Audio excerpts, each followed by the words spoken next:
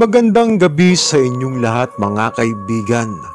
Muli ko po kayong inaanyayahang pakinggan ang isa na namang kwentong patungkol sa mga kababalaghan.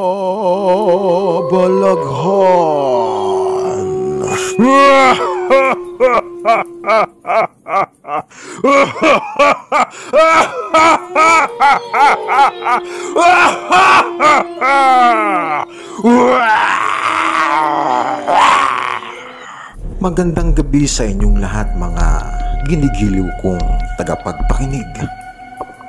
Ang kwentong tampok po natin para sa gabing ito ay ibinahagi sa atin ng isa nating kaibigan na walang iba kundi si Kennedy Jr. At narito, mga kaibigan, inaanyayahan ko po kayong pakinggan ang kwentong ito.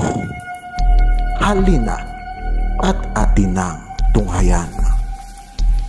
Magandang gabi po, Sir Spicy, at sa inyong masugid na tagapagpakinig at taga-subaybay.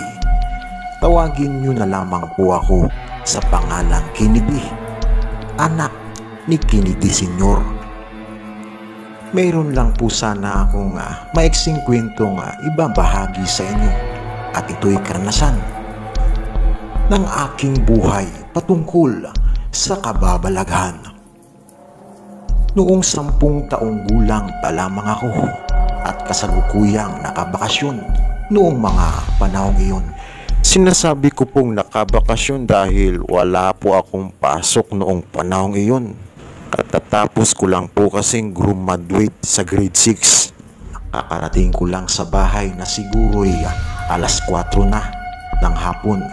Galing kasi ako sa pier at tumataya ng mga simpleng palarong sugal gaya na lamang ng pulat puti at marami pang ibang nakakaaliw na sugal. Kasalukuyan po kasing pwesta sa aming baryo. Lagi nga akong konsumisyon at mainit ang ulo ko dahil palagi akong talo sa pulat puti. Ganon din nga ang tatay kong si Kennedy Sr. Laging nagkukonsume dahil palagi ko daw inuubos ang pera niya sa kanyang bulsa na nakasabit lamang sa haligi ng aming bahay. Nakaugalian po kasi ni tatay na sa tuwing galing ito sa bayan at matapos nga niyang ihubad ang kanyang suot na pantalon ay sinasabit niya lang ito sa nakausling pako sa haligi ng aming bahay. Akarating ko lamang sa bahay nung hapon na iyon at inutusan ako ng tatay ko para mangahoy di kalayuan sa aming bahay. At nang kasalukuyan na akong naghahanap ng mga kahoy sa tabi-tabi na siyang gagawin naming panggatong, ay mayroon akong natanaw na isang lalaking nakatuwad malapit sa fish pond na pagmamay-ari ni Mudi, na ang postura ng pagkakatuwad ng isang lalaki ay halos masubsob na ang kanyang pagmumuka sa fish pond. Akala ko nga magnanakaw ng isda, di kaya nung namimingwit. Kung kaya't dahan-dahan kong tinungo ang lugar upang siguruin o tiyakin ang kanyang ginagawa. Dahan-dahan akong kumubli sa mga puno ng kanipaan. At dahil sa hindi ako kumpurme sa aking sitwasyon, talagang hirap na hirap ako sa aking pagkakakubli dahil medyo mayabong ang kapi-apihan na nagsisitakip sa puno ng kanipaan. Halos nahaluan na kasi ng kapi-apihan ang puno ng kanipaan. Kung kaya't gumapang ako papunta sa kinaroroonan ng lalaking nakatuwad. Makaraan lamang ang ilang minuto ay nanatili pa rin ako sa lugar at pinagmasdan ko kung ano ang ginagawa ng lalaking nakatuwad. Subalit habang pinagmamasdan ko ito ay pansin at kitang-kita kung hindi man lamang ito gumagalaw nang bigla na lamang akong mapabulala sa aking dinadapaang lugar nang makita ko ang lalaking nakatuwad sa pispan na biglang humarap sa akin. At kitang-kita ko nga na nakakatakot ang itsura nito. Una kong nakita sa lalaking iyon ay nanlilisik ang kanyang mga mata na namumula ito. Pangalawa ko ngang napansin na ang noo nito ay talaga namang nagsisilabasan ang mga maiitim na ugat, na kahit nakakubli na at nakadapa na ako sa lugar ay talaga namang pansin kong nakita ako ng nilalang na iyon. Kaya't hindi na ako nag-aksaya pa ng oras o minuto o sandali man lamang, kung kaya't napatayo ako at napatakbo.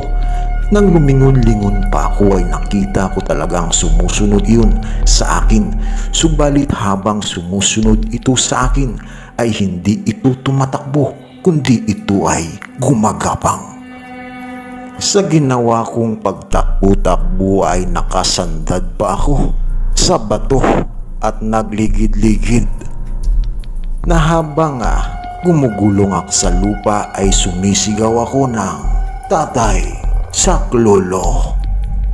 Muli akong tumayo at tumakbo ulit, nang bigla kong makita si Uncle Digot at si Uncle Elio na tumatakbong palapit na sa akin. At kitang-kita ko talaga na umuusok ang lupa habang nagsisitakbuhan ang dalawa. Pumapayagbag ang kanilang mga paa na parang mga kabayo. Tumutunog talaga ang lupa, na kahit nasa bingit na ako ng panganib ay naisip ko pa,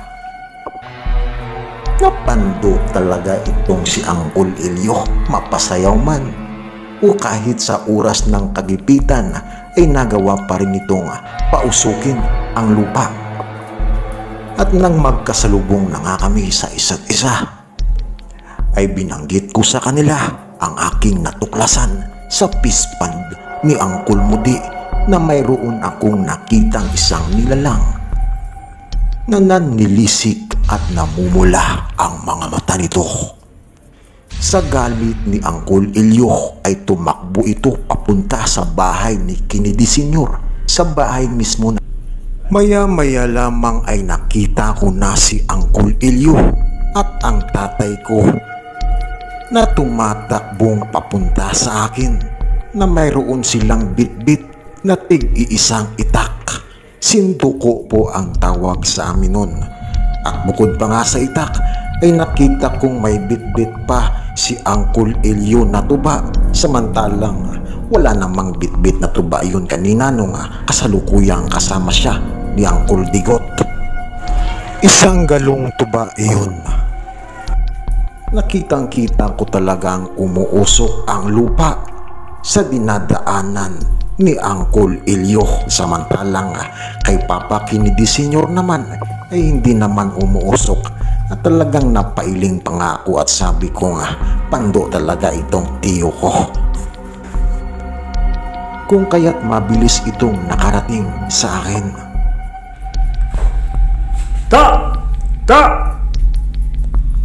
Hambalay ang kolelyo mo ging lagas kuno kawit laki nga nagatuwad ugto sa tramnan ni Mode.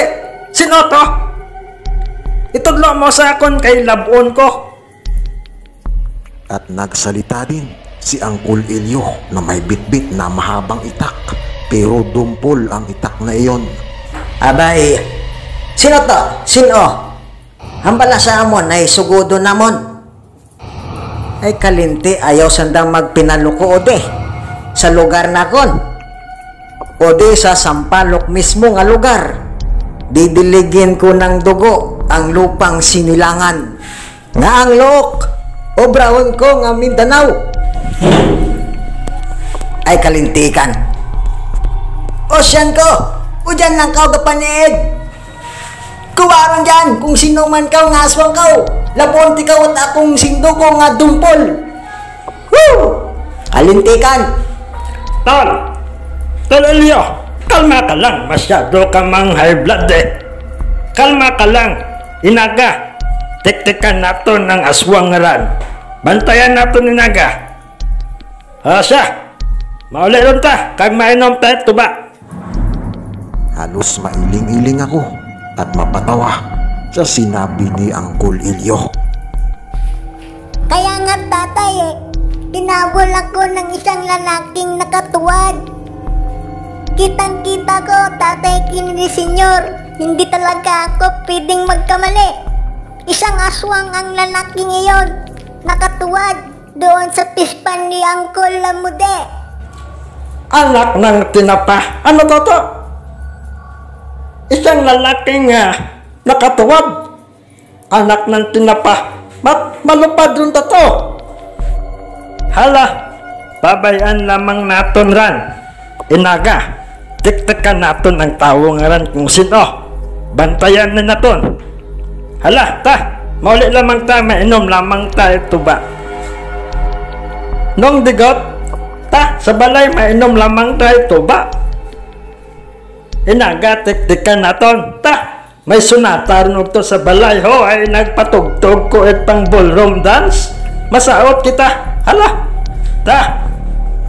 At pagdating nga mismo sa bahay, ay inilabas ni Tatay Kennedy ang isang mesa at inilabas ang isang malaking karurong na inihaw na isda.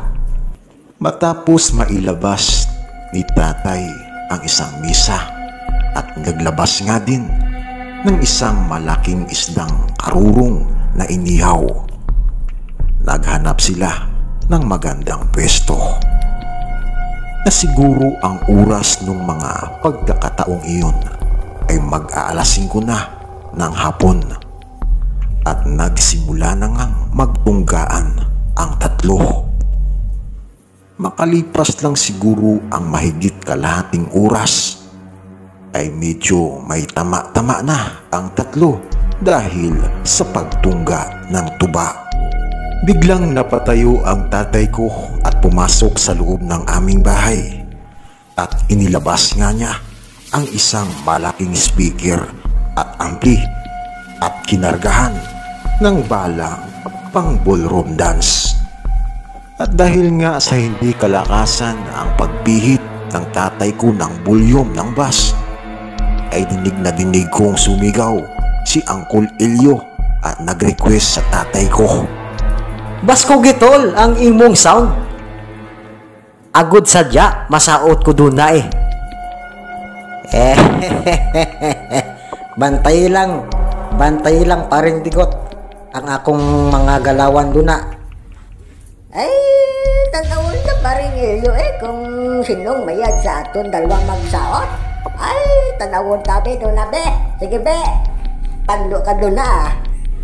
At nag-umpisa na nga mabulabog ang buong sambahayan. Pero pinagmamasdan ko silang mabuti kung ano ang kanilang ikinikilos. Una kong napansin sa mga kilos ni Uncle Ilyo ay kumakatad-katad ang paa nito, na kung ilalarawan talaga ang kinikilos ni Uncle Ilyo ay yung tipong hindi ito mapakali sa isang tabi. Palingat-lingat ito at lagi niyang tinitignan ang speaker. At nakita ko rin ang kinikilos ni Uncle Digot. Hinubad niya ang kanyang sombrero at pinatong sa mesa. Maya-maya lamang ay tumayo itong si Uncle Digot at hinubad ang kanyang suot na maong na jacket. Nanatili pa rin ako sa lugar at patuloy kong sinubaybayan ang kanilang kinikilos, samantalang ang tatay ko naman ay nakikita kong relax lang sa kanyang pagkakaupo at tila pa parang nakahayahay pa at nagkukuyakoy.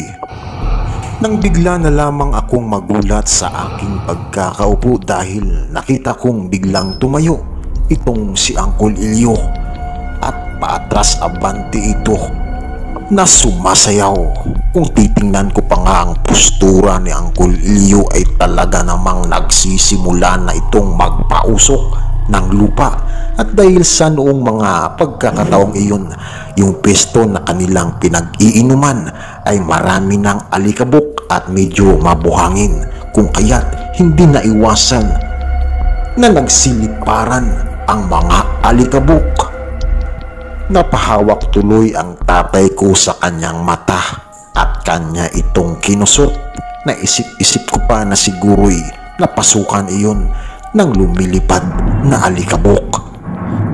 Makaraan lamang ang ilang minuto ay nakita ko na rin na tumayo itong si Uncle Digot na tila medyo lasing-lasing na dahil sa kinikilos nito. At nagsimula na ngang magpaandar ang dalawa ng kanilang mga paa. Parang motor na Kawasaki. Subalit kakaiba lang ang takbo dahil umiikot-ikot ito. At siya rin namang nagpapausok ng tambutso. Nang makita ko si tatay ay napakamot ito sa kanyang ulo at napahimas sa kanyang noo. Na pati mga kapitbahay namin ay nakita kong dumungaw sa bintana at pinagmasdan din nila ang pagsayaw ng dalawa. Hindi ko talaga makalimutan ng isang tagpong nagpatawa sa akin ng gusto nung magkapit kamay silang dalawa ni Uncle Elio at Digot at nag-ikot-ikot na tila ba sumasayaw ng swing. At dahil nga sa kalasingan, siguro'y hindi maganda ang pagbalansi nila sa kanilang kanya-kanyang katawan, kung kaya't sa pag-ikot ng dalawa habang magkahawak kamay ay bigla iyong nabitawan ni Uncle Elio si Uncle Digot na hindi naman niya siguro sinasadya. Dahil nga sa lakas ng buwelo at dahil sa makatatlong ikot na silang dalawa, kaya't nakita ko talagang napasubsob itong si Uncle Digot sa isang kudal na gawa sa kawayan.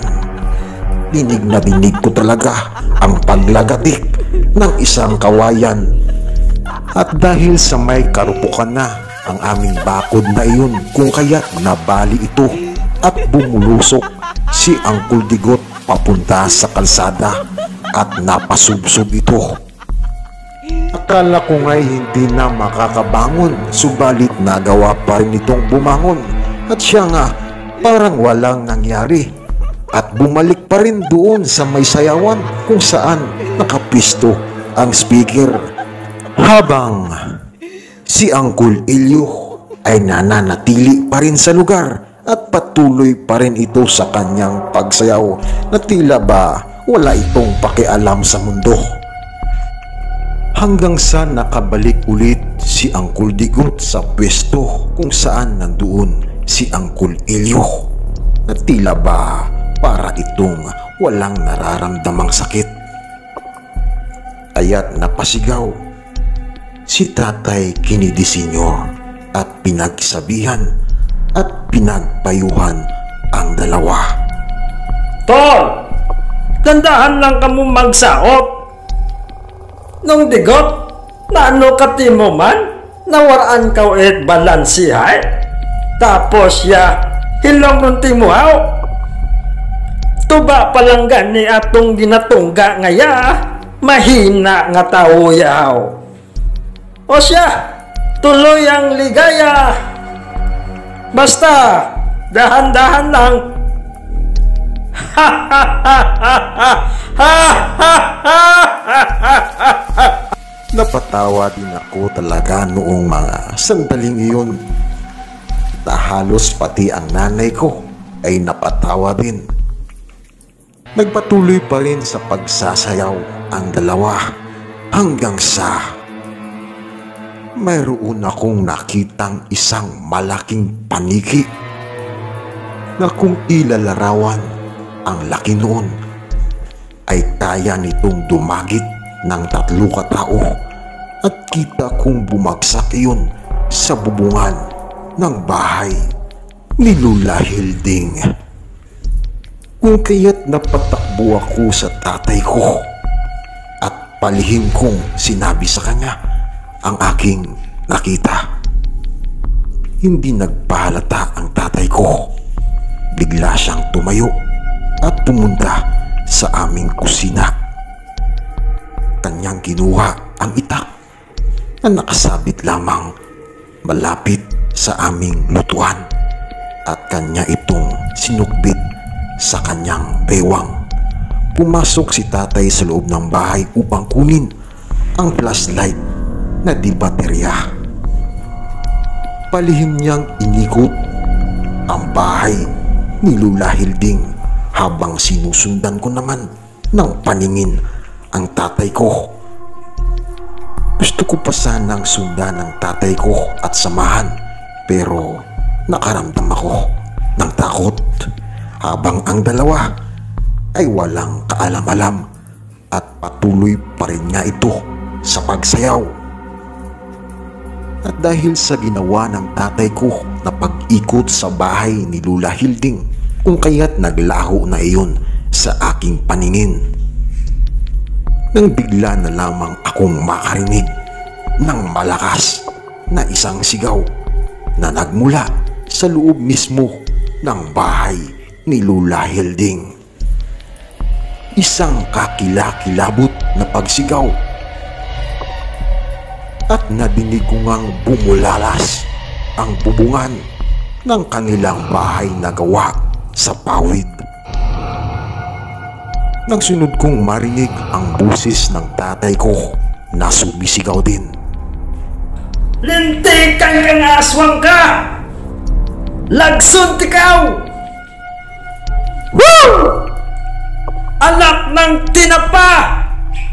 At dahil sa narinig din ni Uncle Ilyo at ni Uncle Digot ang pagsigaw ng tatay ko, kung kaya't napatigil at napahinto ito sa kanilang pagsasayaw at agad nga nilang tinungo ang tatay ko.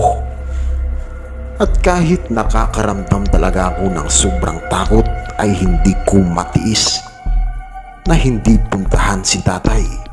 Naglakas loob ako, dumampot ako ng bato at sinugdan ko nga si Uncle Ilyo at si Uncle Digot. Nang marating namin ang likod ng bahay ni Lula Hilding ay wala doon ang tatay ko at tanging si Uncle Digot lang at si Uncle Ilyo ang nandoon na tinatawag nila ang pangalan ni tatay. Kinakabahan ako ng gusto dahil nag-aalala ako kay tatay na baka kung anong mangyari sa kanyang masama. Sa isip-isip ko pa at nasambit din ni Uncle Ilyo na hinabol daw ni tatay ang aswang na iyon.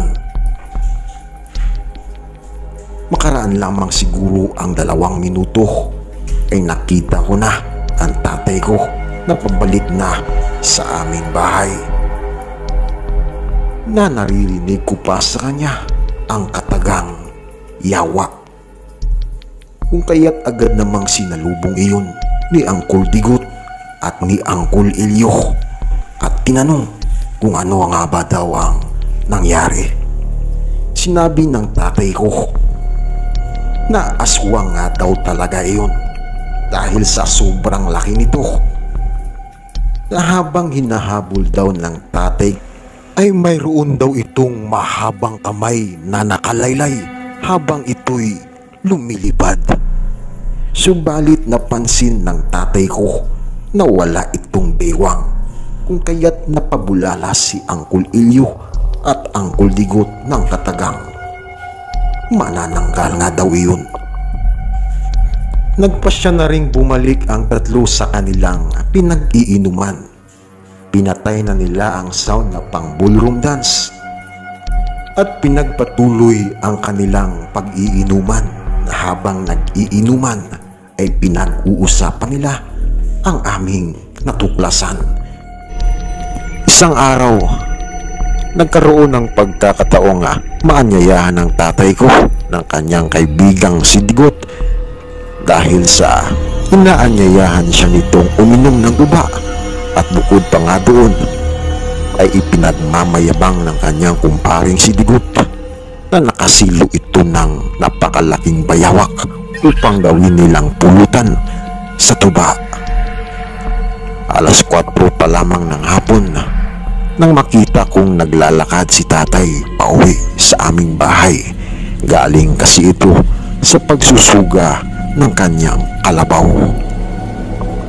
Agad kong sinalubong si tatay at agad ding sinabi ni tatay sa akin na isasama daw niya ako papunta sa bahay ni Digot. Kung kaya't natuwa ako dahil sa makakasama ko na naman ang aking kababatang si Rulan. At si Rulan po ay nag-iisang anak ni Digot. Halos si Rulan lang kasi ang lagi-lagi kong nakakalaro sa aming baryo. Talagang tuwang-tuwa ko nang marinig ko iyon kay tatay na makakalaro ko na naman si Rulan dahil pupunta nga kami sa bahay ni Uncle Digot.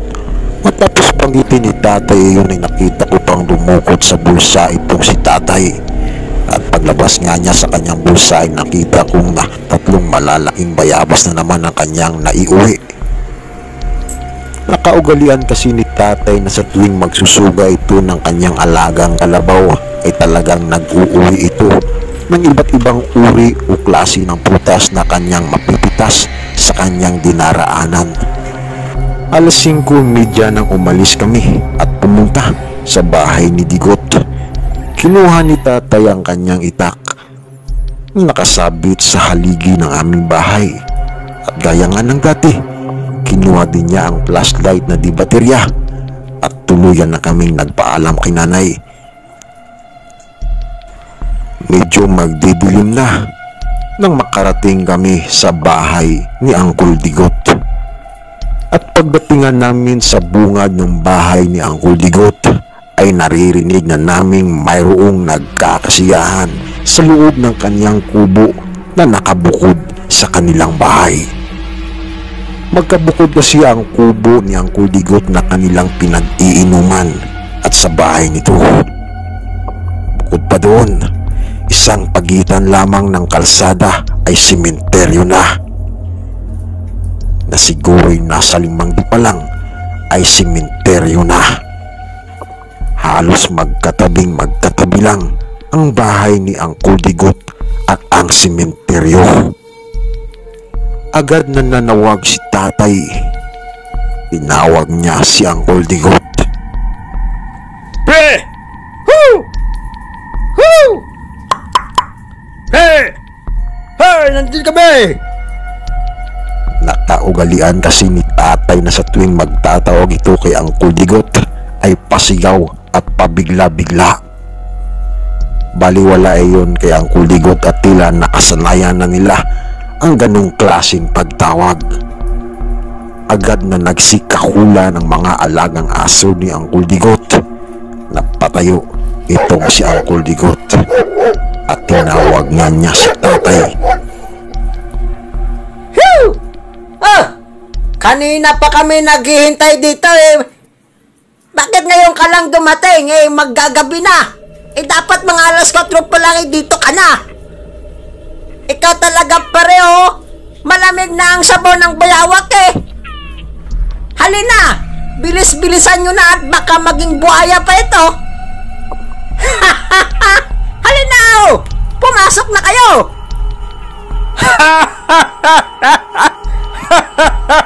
Ikaw talaga. Oh, may mga kasama ka rin pala dyan. Hindi lang pala akong naanyayaan mo. Ay abay, nandyan din pala si Charleston at saka si Ailio. Kompleto pala tayo ngayon. Eh di mas masaya ngayong gabing ito.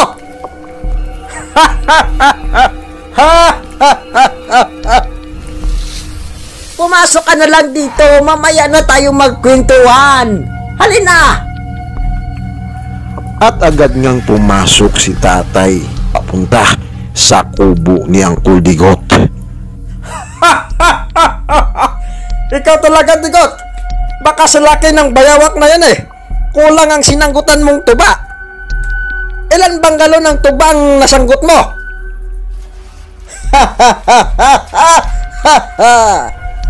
Kung sa tuba lang, pareng kinidi. Meron tayong reserba.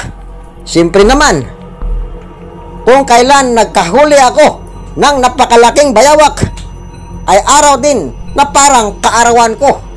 Ha? Ano? Pumasok na! Halina! Umpisahan na natin ang seremonya. Inday! Magayin ka na ng bayawak dan at ilagay mo dito sa lamisa. At nag-umpisa na ngang mag-inuman ang magkakaibigan.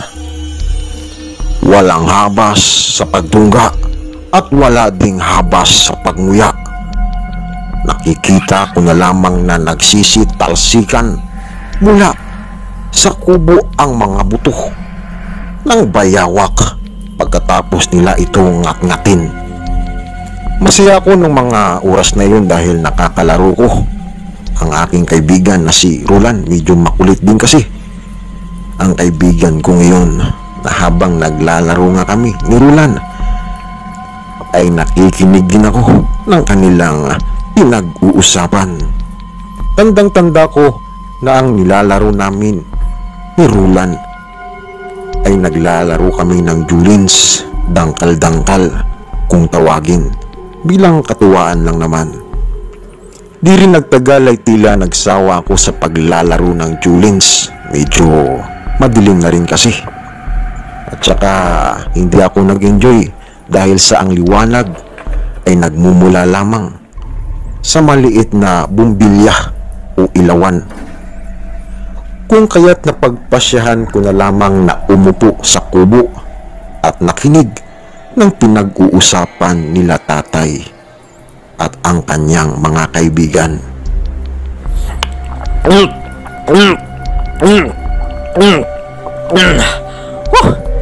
Talaga nga, napakasarap ng tuba mo, pare. Talaga nga, templado. Ay, siyempre naman. Abay, yan pa naman si kumpare. Si kumpare natin na si Digot. Abay, talagang masarap magtimpla yan ng tuba. Sinabi mo pa, Elio. Alam na alam ko naman na Elio na talaga nga paborito mo ang tinitimplang tuba ng kumpare nating si Digot. May balang ako mga kumpare. Nabalitaan ko pa lang na isang sanggol ang inilibing kanila lang dito sa sementeryo. Kaya nga pare, kawawa naman yung bata.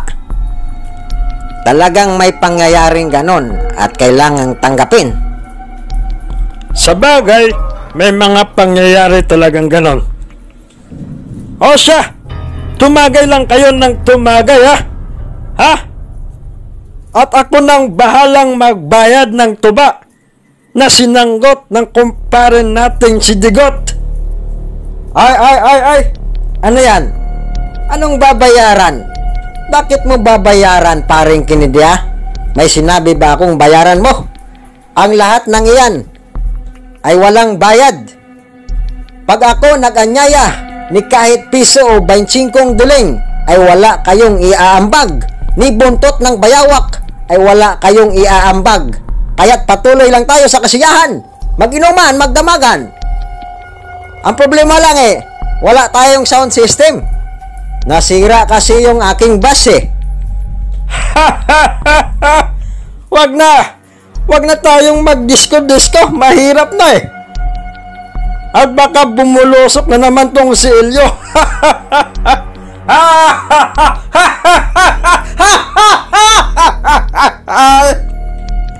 Patuloy sa pagtungga at pag-inom ang mga kaibigan ni tatay, hanggang sa may napansin akong isang matandang babae na nakasilong sa bahay ni Uncle Digot at nakasuot ito ng itim na damit.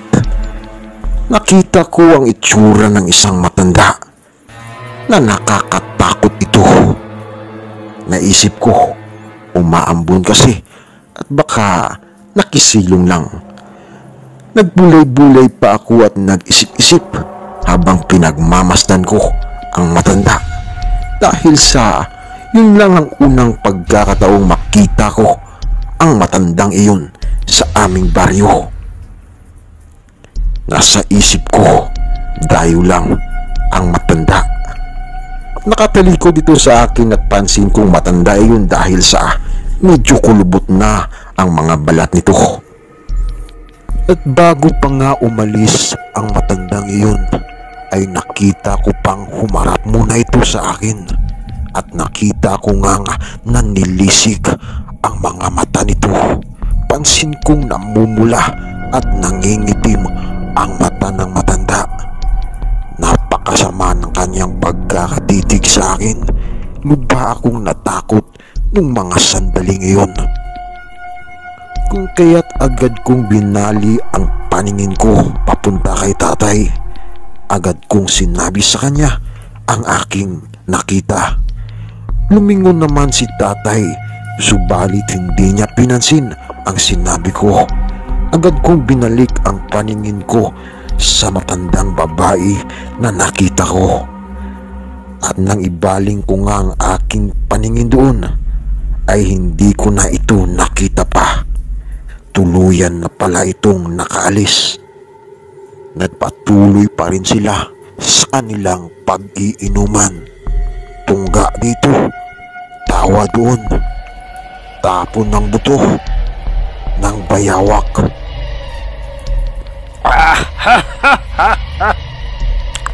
Alam mo pare, talagang napakasarap mo talagang magluto, ano? Kita mo kahit kahuli-hulihang sarsa na lamang na natitira dito sa ginataan mong bayawak, talaga namang halos didilaan ko pang buto bago ko itapon.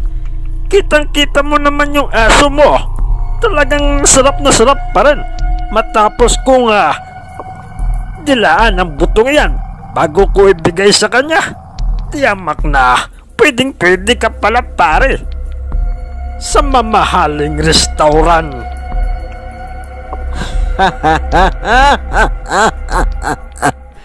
Ikaw talaga paring Kinidio. Ako naman ay talagang binubula mo. Kung kailan paubos na yung pulutan binubula mo na naman ako. Ayan ang gusto ko sa'yo pag nalalasing ka,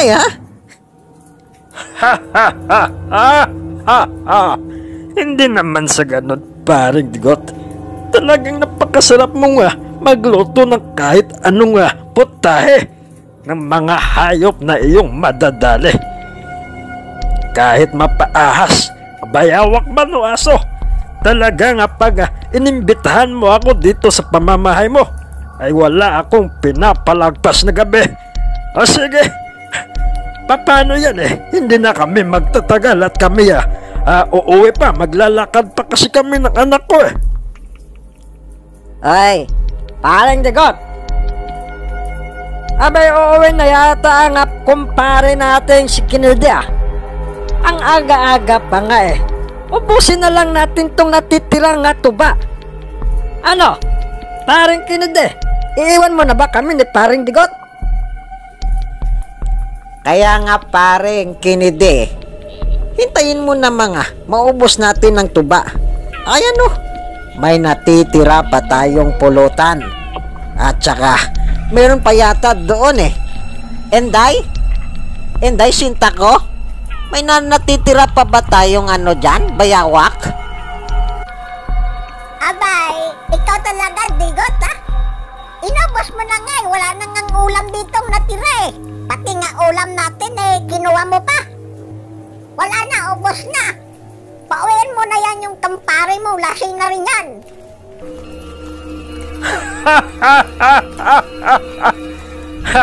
Okay, tama pare, paring Digot. Pinapauwi na ako ng kumare kong si Inday.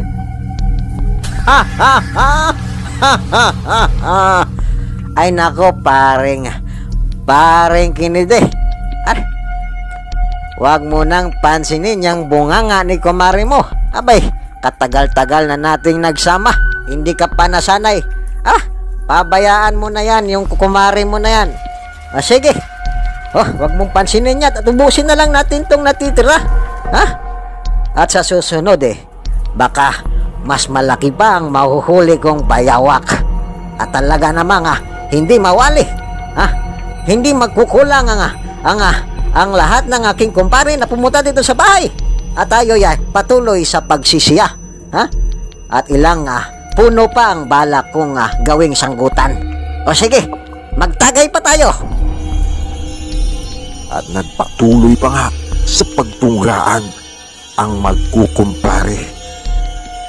Makalipas lamang siguro ang mahigit kalahating oras ay tuluyan na rin nagpaalam si tatay sa kanyang mga kumpare na si Uncle Elio, Uncle Digot at Uncle Charles. Binaybay namin ang kalsada na malapit at katabi lang ang sementeryo. Malawak kasi ang sementeryo na aming babaybayin bago namin marating ang kanto ng daan papunta sa aming bahay. Kinikilabutan ako nung gabing iyon. Pero si tatay parang baliwala lang sa kanya. Toto. Nakakatawa talaga ang kainuman yung mga kumpare ko. Halika dito, batang layo-layo mo sa akin. Halika, bayan kita. Ito, bet-betan mo yung flashlight. Ikaw na ang mag-ilaw sa kalsada.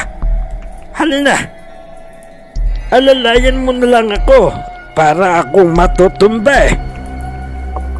Wika ni tatay na habang hinahawakan ko si tatay sa kanyang bewang ay sinisipat ko naman ng flashlight ang aming dinadaanan. Napakatahimik ng gabi at talaga namang natatakot din ako nung mga oras na iyon na halos mag-aalas 12 na rin kasi ng gabi. At nang makalapit na kami sa kanto paliko papunta sa amin ay tila mayroon akong narinig na kumakaluskus. Malapit lang iyon sa sementeryo sa puno ng kaimito. Aya't habang kasalukuyang naglalakad kami ni tatay ay pansamantala ko munang inilawan iyon ng aking bitbit na flashlight. Subalit hindi iyon pansin ni tatay at dahil sa papikit-pikit na ito habang naglalakad, nang magulat na lamang ako dahil mayroon akong nakitang isang babae at kulay itim ang suot nito. Agad akong kinabahan at agad na pumasok sa aking isipan ang matandang babae na nakita kong nakisilong sa bahay ni Uncle Digot. Yun nga yung babaeng matanda na pansamantalang sumilong sa bahay ni Uncle Digot dahil sa inabot ito ng ulan. Umaambon kasi nung mga sandaling sumilong ito sa bahay ni Uncle Digot. Halos tumindig ang aking balahibo. Binilisan ko pa ng binilisan ang aking paglalakad habang ang kamay ko'y nakahawak kay tatay, kung kaya't napabilis din ang paglakad ni tatay. Bakit naman na parang ang bilis mong maglakad? Dandahan lang, matutumba ako sa iyo Ikaw talaga Tay, bilisin natin tayong paglalakad, tay. Nakita ko yung matandang babae na nakisilong kanina sa bahay ni Uncle Digot. Abay, sino bang babae na yan? Sino bang matandang babae na yan? Basta tay, bilisin na natin ang paglalakad. Teka. Aga na nga flashlight na yan? Sino ba ngayon? Ituro mo. Ayun tayo. Ayun no. At tinuro ko nga kay tatay ang babaeng matanda. na nakatayo lamang ito sa may puno ng kaimito sa may mityo ng sementeryo. Ito'y hindi gumagalaw at nakatitig lamang ito sa amin, na ang postura ng pagkakatayo nito ay tila parang unti-unti itong tumutuwad. Maya-maya lamang ay bigla na lamang tumakbo ang matandang babaeng ito na hindi namin alam kung saan ito papunta. Basta't nakita namin ni tatay na napakabilis ng takbo ng babaeng iyon. Kitang-kita pa talaga namin kung paano ito lumundag-lundag sa mityo ng sementeryo. Talaga namang napakabilis tumakbo ng matandang iyon. Agad na napabuno tuloy si tatay sa kanyang itak. Ngunit pansin kong matapos ilawan iyon ni tatay ay kita kong may dugo, ang pisngi at ang bunganga ng babaeng iyon na tila ba mayroon itong nilapa sa mityo. Na habang tumatakbo pa nga ito'y kitang-kita ko na mayroon itong binibit-bit na kanyang kinakalong-kalong pa habang ito'y tumatakbo. Nakakatakot ang takbong iyon. Talagang nakakakilabot at nakakatakot ang postura ng pagtakbo ng isang matandang palundag-lundag pa sa mityo. At dahil sa nakikita ko pang nakasaya lamang ito, grabe talaga, napasigaw na lamang si tatay at napamura. Makalipas lamang ang 1 minuto ay tuluyan na itong naglaho sa aming paningin. At nagmadali kami ni tatay pauwi sa aming bahay. Kita at naramdam kong nawala yung pagkalasing ni tatay dahil sa bumalik sa normal ang kilos nito. At sa kabutihang palad naman ay nakauwi kami ng matiwasay at maayos ng bahay. Kinabukasan din ng araw na iyon, isang balita ang sumabog. At ang balita ay hinatid mismo ni Uncle Digot sa aming bahay. Tanghaling tapat nang dumating si Uncle Digot. At ayon nga sa nadinig kong salaysay mula sa kanya, isang mityo umano ng sanggol sa sementeryo ang binutas at winasak ng isang aswang. Ayon pa sa dagdag niyang salaysay, wala na daw doon sa loob ng mityo ang katawan ng sanggol. Marami din ang nakatuklas at nakakita ng aktwal na pangyayari. At kasama din kami doon ni tatay dahil matapos ibalita iyon ni Digot ay agad namin pinuntahan ang nasabing nityo. At kitang-kita nga namin nawasak na ang nityo at wala na itong laman. Makalipas pa ang maraming araw, ilan pang balita ang aming natanggap sa aming nayon. Isa din umanong bahay ang pinasok ng aswang. Bukod pa doon, isang buntis din ang nawalan ng anak habang sa kasarapan ng tulog nito. Binutas umano ang kanilang bubong ng aswang at humaba daw ang dila nito dahil sa nakita mismo ng babaeng nagbubuntis ang dilang iyon habang nakalambitin at nagmula iyon sa bubong na sinira ng aswang. Minsan maggagabi na siguro'y 6:00 ng hapon na habang nagbibiyak ng kawayan itong si Uncle Elio upang gawin niyang bubong sa kanilang bahay.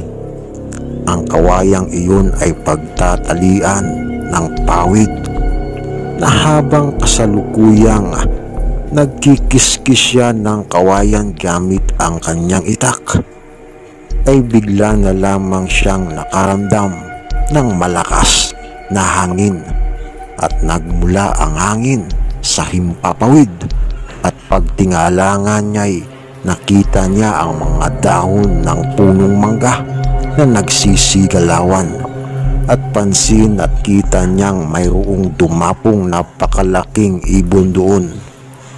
At dahil sa hindi naman bago ay Uncle Elio ang pangyayari dahil kadalasan talagang nakakakita siya ng malalaking ibon sa tuwing taghinog na ang bunga ng mangga. Kung kaya't nagpatuloy lang sa paghiwa at sa pagbiyak ng kawayan itong si Uncle Elio habang kumakanta at sumisipol pa. Subalit habang sumisipol ito at sarap na sarap sa kanyang pagkanta na habang nagbibiyak nga ito ng kawayan ay isang huni ang kanyang narinig, at ang huning iyon ay hindi pangkaraniwan na nagmula sa isang hayop dahil minsan niya lamang itong marinig at noong unang pagkakataon niya lang narinig ito. Kung kaya't napahinto si Uncle Elio at agad na tumayo. Subalit sa pangalawang pagkakataong pagtingala niya at pagtingin sa puno ng mangga ay bigla na lamang siyang napatumba dahil isang napakalaking ibon ang muntik nang dumumog sa kanya at dumanggit sa kanya. Agad na napabulalas si Uncle Elio at napasigaw ng pesteng yawa, demonyo, at nagsambit ng tulong may aswang. At dahil sa sobrang pagkataranta at minsan pang naging tarantado din itong si Elio dahil magugulatin talaga itong tao na ito. Kumapang siya papunta sa kanilang bahay at agad na isinara ang kanilang pinto. Simulat sa araw na iyon ay nagkaroon ng trauma si Uncle Elio at ilang araw na hindi talaga lumabas ng kanilang bahay. Hanggang ngayon po mga kaibigan ay sarit-samong mga balita ang aming natatanggap sa aming mga kanayon o kababaryo na minsan ay nakakakita sila ng hindi pangkaraniwang tao, malalaking hayop, malalaking baboy at aso na nanilisik at namumula ang mga mata, na hanggang ngayon po ay kasalukuyan pa rin itong nangyayari at lumalaganap dito sa aming liblib na baryo. Hanggang dyan na lamang po ang kwentong nais kong ibahagi sa inyo at ngayon po'y naibahagi ko na ng buo. Maraming salamat po Sir Spicy at sa inyong masugid na tagapagpakinig at taga-subaybay. Ayan nga mga kaibigan, ang isa na namang kwentong ibinahagi sa atin ng isa nating kaibigan na walang iba kundi si Kennedy Jr. At gaya nga po ng dati, kayo na lang po sana ang bahalang humusga kung inyo itong paniniwalaan. Hanggang sa muli mga kaibigan, better luck next time. I love you.